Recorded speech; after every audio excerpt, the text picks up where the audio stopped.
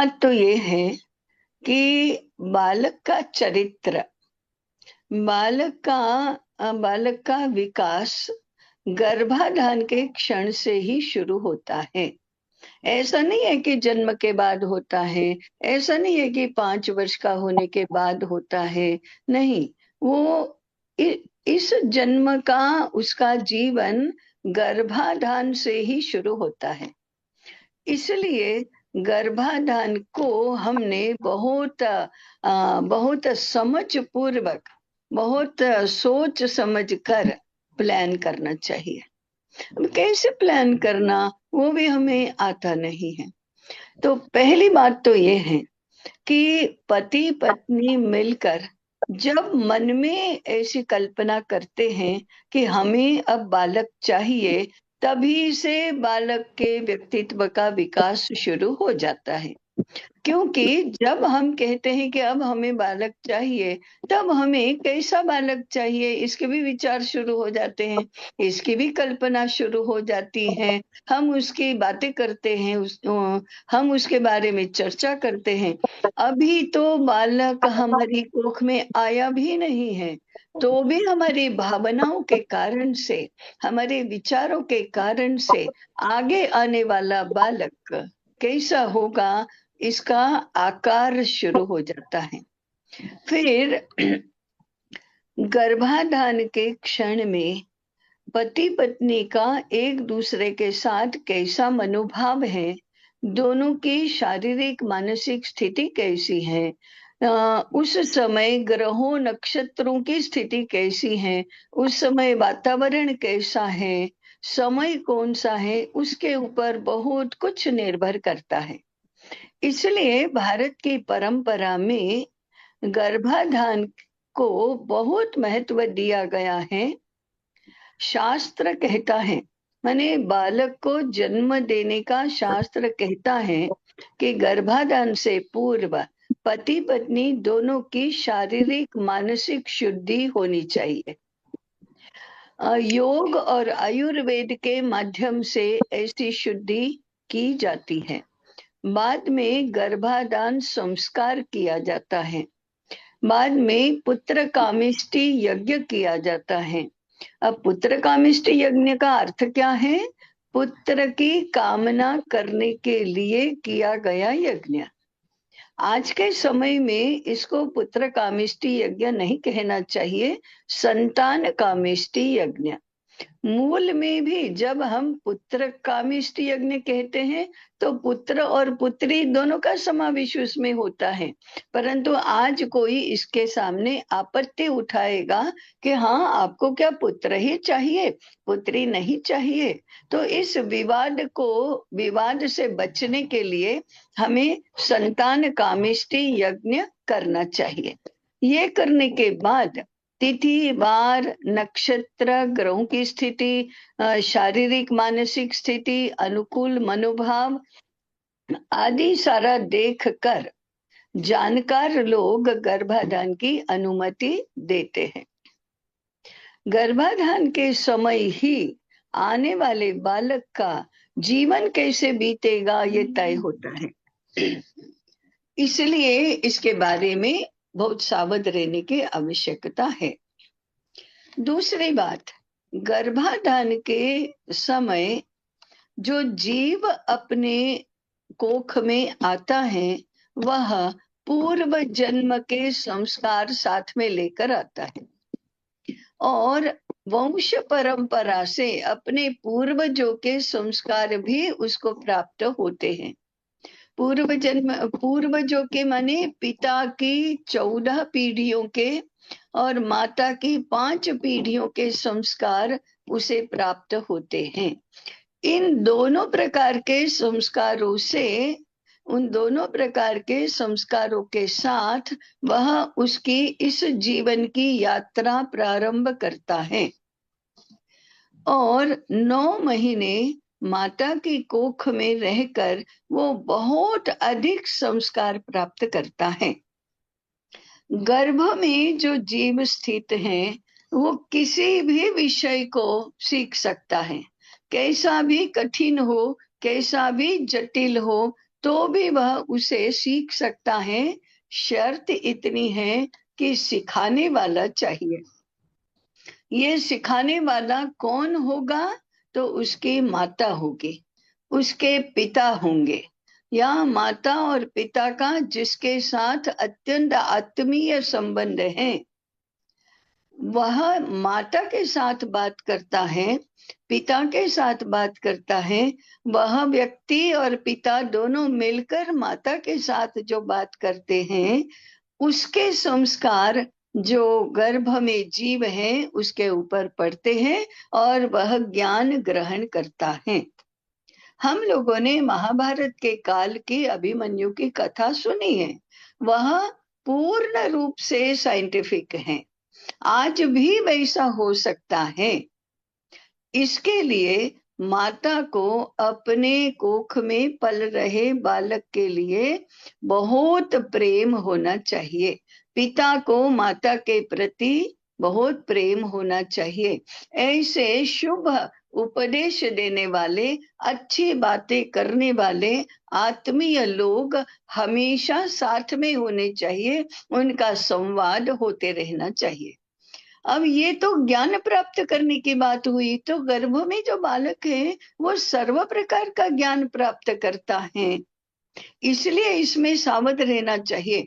अगर उसे अशुभ बातें सुनने को मिली, यदि उसे नकारात्मक विचार सुनने को मिले, यदि उसे अशुभ वातावरण में, अपवित्र वातावरण में रहने का ही भाग्य प्राप्त हुआ, तो उसका उसका जो चित्त है वह ऐसे अशुभ संस्कार प्राप्त करता है।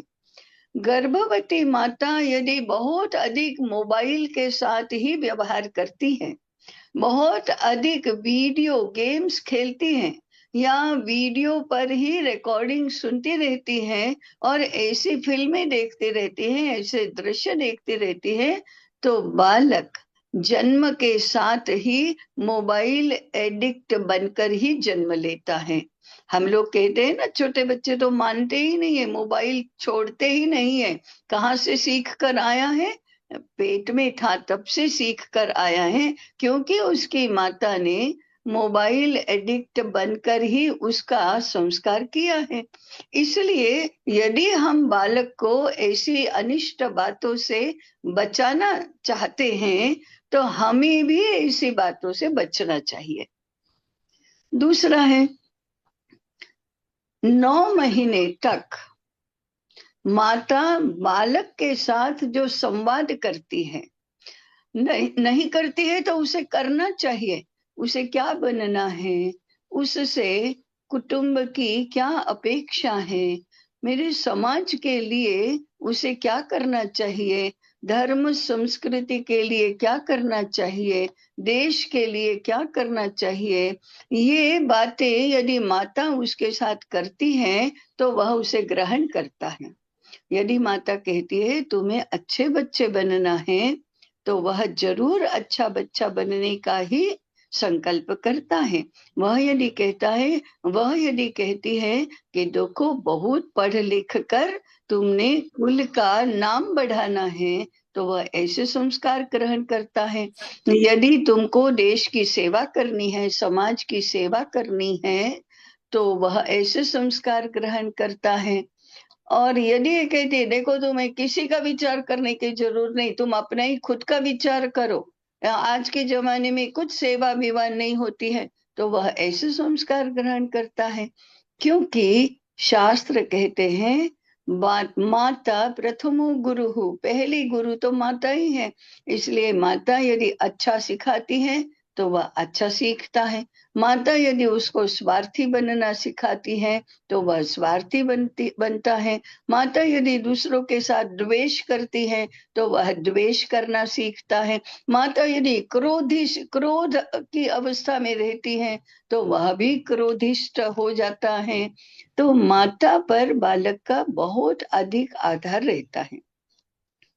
तीसरी बात है, माता को गर्भावस्था के दौरान उसका वस्त्र परिधान कैसा होगा, कैसे रंग के कपड़े पहनेगी, कैसा आहार विहार होगा, कैसा संगीत सुनती हैं, कैसी पुस्तकों का पठन करती हैं, कैसे लोगों के साथ रहती हैं, उसे क्या अच्छा लगता है, क्या क्या करने में उसका समय बीतता है, कंकास करती है क्या या शांत रहती हैं, अच्छी पुस्तकें पढ़ती हैं, अच्छा संगीत सुनती हैं, तो फिर बालक भी अच्छे स्वस्थ मनोभाव वाला होता है। यदि बहुत तेज स्वर वाला, तीव्र स्वर वाला, ऊंची आवाज वाला संगीत सुनती है, तो वह भी ऐसा अस्वस्थ ऐसा बनता है। इसलिए बालक जब माता की कोख में होता है तो उसने आहार विहार का ध्यान रखना चाहिए, वस्त्रालंकार परिधान का ध्यान रखना चाहिए, स्वाध्याय संगीत संगत का ध्यान रखना चाहिए, उसे व्यायाम और योगाभ्यास अवश्य करना चाहिए। ये सारी बातें आने वाला बालक कैसा होगा यह तय करता है। इन्हीं बातों में माता पिता दोनों इतने कैजुअल रहते हैं कि वो इसकी परवाह भी नहीं करते और इसकी जरा भी उसकी ओर ध्यान नहीं देते, जबकि बालक के संपूर्ण जीवन का आधार इस गर्भावस्था पर होता है। वह अत्यंत संस्कार क्षम ऐसे होती हैं। गर्भावस्था में जो संस्कार होते हैं, इसकी इतनी कहानियां, इतनी कथाएं हमारे पुराणों में, हमारे वेदों में, उपनिषदों में है कि जो इसका महत्व बताती हैं, और ऐसी कथाओं से हमें ज्ञान होता है कि हमें क्या करना चाहिए और क्या नहीं करना चाहिए। दुर्भाग्य से आज ऐसा कुछ बताने वाला कोई है नहीं, और हम तो अपनी बाहर की दुनिया में इतने मस्त रहते हैं कि इसकी ओर ध्यान देते नहीं।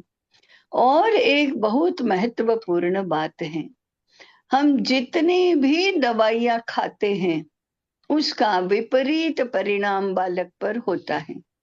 जितना भी बेड रेस्ट करते हैं उसका इतना विपरीत प्रभाव बालक पर पड़ता है। व्यायाम करना, काम करते रहना, सक्रिय रहना, ये बहुत आवश्यक है। औषधि और बार बार हम जो टेस्ट करते हैं उससे बचना ही चाहिए। एक बहुत महत्वपूर्ण सूत्र है, बालक का जन्म ये मेडिकल साइंस का विषय नहीं है, यह कल्चरल साइंस का विषय है। आज हमारा भाग्य ऐसा हो गया है कि माता को गर्भाधान हुआ है इसका पता भी नहीं चलता, उसको पता चलता है महीना डेढ़ महीना बीतने के बाद, जब डॉक्टर बताते हैं तब। तो ये नहीं होना चाहिए। इसके लिए हमारी होने वाली माताओं की ट्रेनिंग होनी चाहिए कि तुम्हें पता चलना चाहिए कि गर्भाधान हुआ है, क्योंकि वह जो महीना डेढ़ महीना है, it's very crucial for everybody. वो तो बहुत महत्वपूर्ण है और वह ऐसे ही चला जाता है। दूसरा, गर्भाधान एक्सीडेंटली होता है, नियोजन पूर्वक नहीं होता है और पता भी नहीं चलता।